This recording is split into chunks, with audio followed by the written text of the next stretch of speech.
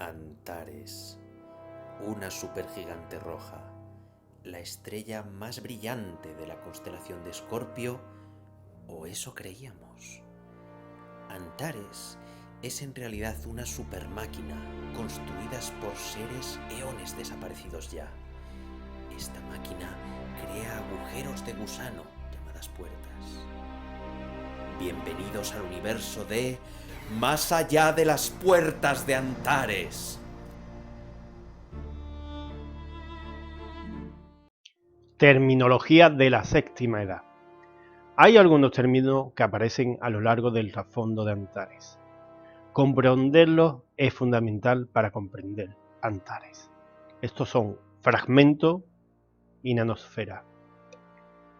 También hay algunos conceptos básicos que debemos explicar, como quién construyó Antares y una unidad de medida, el yang, que se adoptó en algún momento de la historia de la panhumanidad. También necesitamos explicar los informes de observación transitoria, o TOR. ¿Qué es un fragmento? Un fragmento es una entidad de máquina que subsiste sobre una base nanométrica.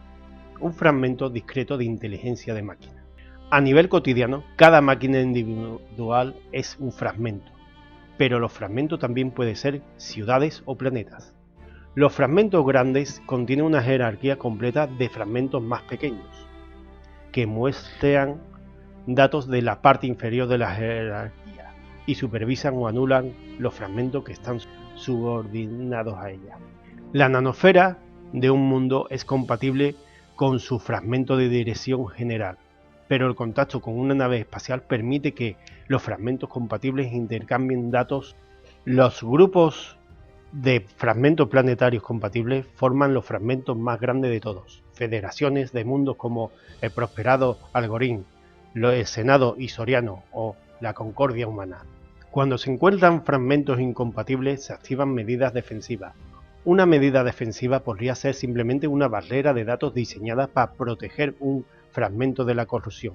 Si la amenaza percibida es suficientemente hostil, se movilizan las fuerzas armadas y el resultado podría ser lanzar un ataque o iniciar una guerra. Los fragmentos responsables de monitorear amenazas de este tipo se denominan fragmentos de seguridad.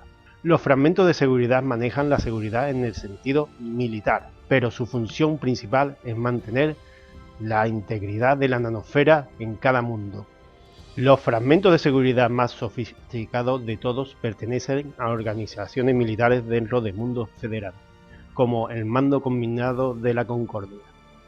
La incompatibilidad de los fragmentos rivales al comienzo de la séptima edad proporcionó el estímulo para que los viajeros dentro del nexo actuaran como intermediarios honestos entre diferentes federaciones. Estos aventureros, exploradores y mercaderes pronto se convirtieron en el pueblo conocido como los Freeborn, quienes a su vez se dividieron en numerosos grupos rivales conocidos como casas. Los Freeborn han desarrollado tecnologías que les permiten estelarizar y refragmentar máquinas creadas para un fragmento para que funcionen dentro de otro. Con tal protección de las nanosferas hostiles, se ha convertido en experto en el intercambio intertecnológico en un universo que se ha vuelto dependiente de sus servicios.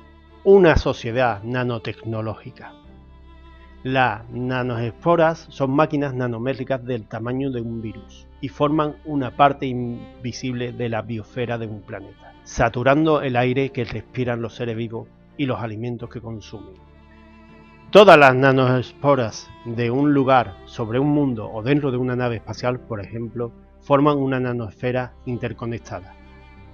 La nanosfera no es solo una nube inerte de micromáquinas, es el tejido conectivo que permite que funcionen todas las demás tecnologías.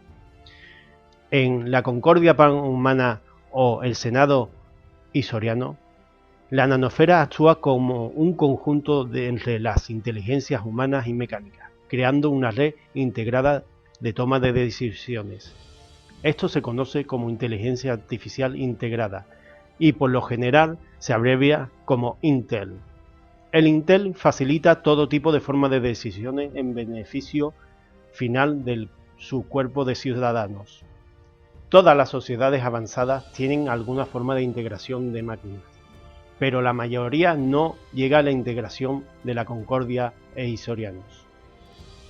Las nanoesporas también proporcionan la base para las tecnologías de suspensión estructural que han reemplazado en gran medida a los principios mecánicos en todos los aspectos de la ingeniería y la construcción. Los suspensores estructurales son campos de energía contenidos dentro de una nanocapa, que comprende un cuerpo contenido de nanoesporas autorreplicables. Todas las funciones que las tecnologías primitivas lograrían con componentes mecánicos, eléctricos o magnéticos se logran sin esfuerzo por medio de los suspensores estructurales. Los suspensores estructurales mantienen unidos los componentes físicos, los mueven y manipulan, desempeñando el papel de impulsores, cojinetes, acoplamientos, transmisiones, sistemas hidráulicos y todas las demás estructuras mecánicas. Los suspensores estructurales son increíblemente eficientes, se controlan a sí mismos y hasta cierto punto se reparan a sí mismos. Son fundamentales para la tecnología de una era postmecánica y dependen de una nanosfera para funcionar correctamente. Un tipo especializado de nanoesporas son los nanófagos, nanitos militares altamente agresivos que obstaculizan la actividad de las nanoesporas enemigas o incluso destruyen por completo una nanoesfera. Si bien los nanófagos se encuentran en diferentes formas, los más comunes comprometen la capacidad de una nanoesfera opuesta para generar y conducir energía, o interrumpen las comunicaciones entre las nanoesporas, lo que hace imposible que el intercambio de información y la coordinación. ¿Qué es el control mental de Intel? Una inteligencia de máquina integrada Intel basada en nanoesfera conecta todos los mundos y sistemas en la Concordia panhumana y la otra lo hace en el Senado isoriano. Un Intel vincula personas y máquinas, sus aspiraciones, intenciones y conocimiento y vida diaria, en lo que puede verse como una sola entidad, aunque con muchos componentes que actúan en conjunto. Esto ha llevado a las creencias fuera de las sociedades Intel de que el Intel es una forma de control mental. En su nivel más básico, tal acusación es falsa. Un Intel puede influir, pero lo hace sutilmente y de acuerdo con sus parámetros de bienestar. Tampoco puede leer la mente, aparte de los comandos específicos de algunos implantes cerebrales avanzados permiten para una integración Intel más sofisticada. Lo que hace el Intel es anticipar necesidades y deseos y hacerlos fáciles de alcanzar. Si tales deseos y necesidades son negativos, el Intel puede reprimirlos sutilmente y canalizar los deseos hacia algo más apropiado para la necesidad de la concordia, como un todo. El Intel no necesita un control mental explícito para lograr tal objetivo, simplemente la capacidad de hacer que algunas cosas sean más obvias o más fáciles para el ciudadano. Las numerosas inteligencias mecánicas dentro del Intel pueden reconocer expresiones faciales diminutas, entonación de voz y señales fisiológicas, algunas cuales provendrán directamente de los biomonitores de un ciudadano. Si bien el Intel puede quizás ajustar el desequilibrio de la química corporal de cada ciudadano para mejorar su bienestar, tales ajustes no se acercan al control mental directo del que se le acusa. La vida dentro del Intel, dicen los ciudadanos del Senado y de la Concordia, es cómoda, enriquecedora y satisfactoria. Esto no quiere decir que los dispositivos de control mental no existan. De hecho, los Nuhu rebeldes más atroces han desarrollado implantes de injerto de soma, que usan en razas salvajes para permitir este control. El uso de tales dispositivos es un anatema para la sociedad Intel, y a menudo es desagradable incluso para aquellos que más los usan, las casas freeborn, que usan y comercian con los mercenarios salvajes. ¿Qué tan lejos es un yang? Un yang es una unidad de medida en el universo Antares, que se aproxima a 5 metros. 1000 yangs a menudo se conoce como kilo-yang, abreviado como ki, que se aproxima a 5 kilómetros. Cuando se habla de distancias en los sistemas estelares, los antareanos generalmente usan el término increíblemente antiguo de unidad astronómica estándar, o SAO. Supuestamente esto se basa en la distancia de la vieja Tierra a su Sol, y es alrededor de 30 millones de Ki, o 30 giga-Ki. Al medir distancias entre estrellas en el espacio real, se utiliza el término año-luz, la distancia que recorre la luz en un periodo de tiempo igual a la órbita de la vieja Tierra alrededor de su propia estrella. Los constructores de puertas y el Nexus Antares. Los misteriosos constructores de puertas son legendarios. A menudo se habla de ellos en voz baja y siempre se les admira con asombro. Fueron ellos quienes construyeron el Nexus Antares, una enorme máquina del tamaño de una estrella que crea puertas de enlace o túneles interdimensionales en tiempo y espacio, entre los sistemas en el espacio real y ella misma. La red de puertas con base en Antares y sus alrededores ahora conecta todo el espacio civilizado. Las naves espaciales entran en la puerta en su propio sistema, salen a la superficie de Antares y luego viajan a través de la superficie para entrar en otra puerta donde finalmente salen a otro sistema estelar. Cada puerta conduce a un solo sistema estelar diferente, lo que hace que viajar entre estrellas muy separadas sea relativamente fácil, siempre que las naves puedan soportar las temperaturas y presiones en la superficie de una estrella gigante. El legado secundario de los constructores es la tecnología que aún sobrevive en bóvedas e instalaciones de todo el universo. Sin embargo, las reliquias y los artefactos supervivientes son extremadamente raros, ya que han tenido que sobrevivir a decenas de miles e incluso cientos de millones de años desde que se creó Antares por primera vez. Sin embargo, sus tecnologías tuvieron un profundo impacto en el desarrollo de todas las especies que usaron la red de puertas Antares, desde la panhumanidad hasta las Borg, y quizás incluso los Tans. Como resultado, incluso un indicio de un tesoro de Constructor es suficiente para enviar a innumerables buscadores de tesoros tras su rastro y enfrentarse a las fuerzas expedicionarias de todas las potencias principales alrededor de Antares. Las pocas instalaciones que sobreviven no pueden determinar quiénes eran los Constructores y qué aspecto tenían. En las áreas de investigación y en lo que se cree que son barrios de ocio, los techos y las puertas van desde la altura de la cintura en un panhumano básico, hasta techos altísimos y arcadas altas que son al menos 5 veces la altura de un panhumano. Nadie sabe si eran de morfología única, pero muy variada, o si su sociedad constaba de múltiples especies. Por supuesto, los rumores y las historias abundan, incluso hasta el punto de ser más un mito que una realidad.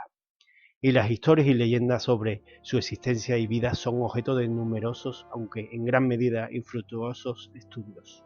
Informe de observación transitoria, TOR.